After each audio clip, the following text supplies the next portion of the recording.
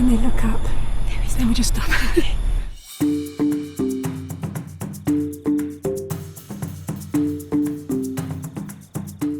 We're on the edge of a forested area in the west of Singapore, and right there is a Sambar deer.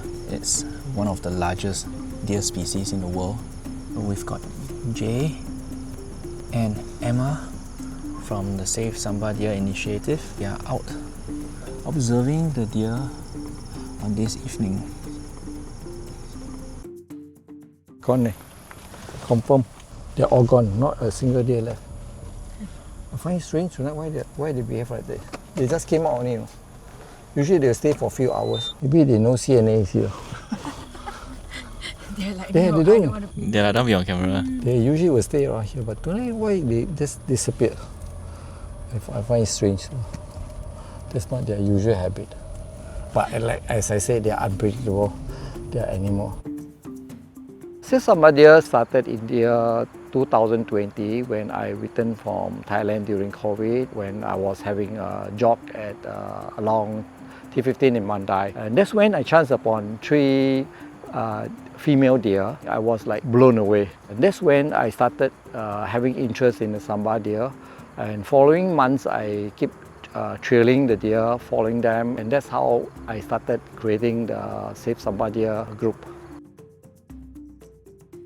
Our team will drive from certain sector, for example, along Thompson towards Mandai to look out for deer that's close to the fringe, close to the road, or if there's any public disturbances. Wow! Oh, antler, yes, antlers. Get ready. The male, the last one, the male on the way. You can smell the deer. Can you smell the deer?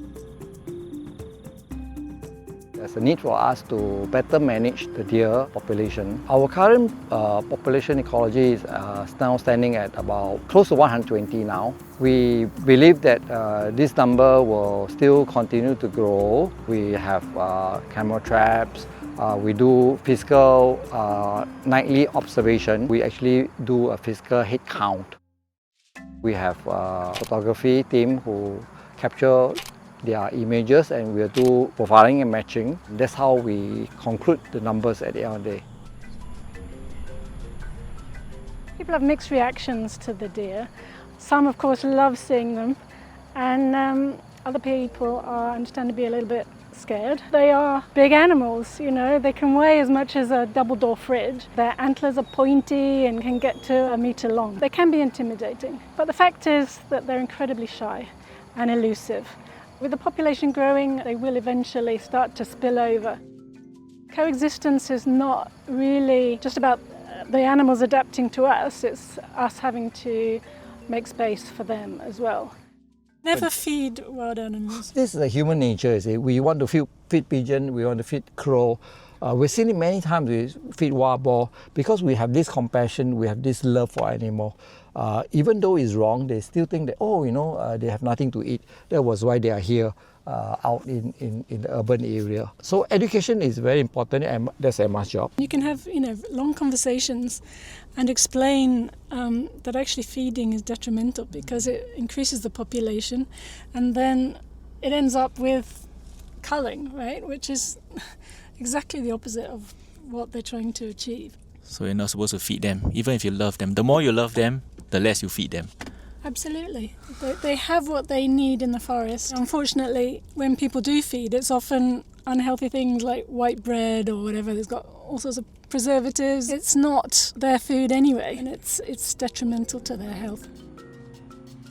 Our outreach is really aimed at encouraging people to learn to love the deer and to therefore hopefully protect them in the future and their habitat. We want people to be clear on the protocols of engaging with deer, so you're keeping your distance, and when you're driving around forested areas, to drive slowly and carefully.